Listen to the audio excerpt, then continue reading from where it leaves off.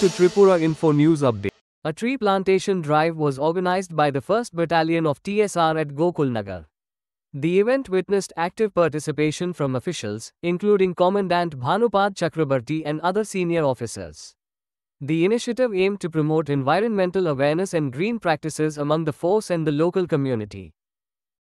আসলে এই যে একটা এখন মৌসুম যে চলছে সিজনটা এটা হলো গাছ লাগানোর একটা সিজন। আমরা 10 তারিখে কিছু গাছ লাগিয়েছিলাম আমাদের যে মন্দির কমপ্লেক্স আছে সেইখানে। আজকে এই জায়গাটাকে আমরা পঞ্চায়েতের সঙ্গে মিলে গোকুলনগর পঞ্চায়েতের সঙ্গে মিলে এই জায়গাটাকে আমরা খুব সুন্দর করেছি, গাছ লাগানোর মতো পরিবেশ করেছি এখানের মধ্যে।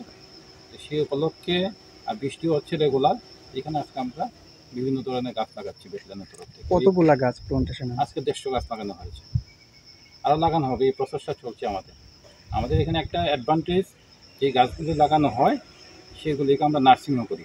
যে দেখছেন মতো গ্রিনারি হয়েছে, এগুলি সবগুলি ম্যাক্সিমাম আমাদের লাগানো গাছ এখানে।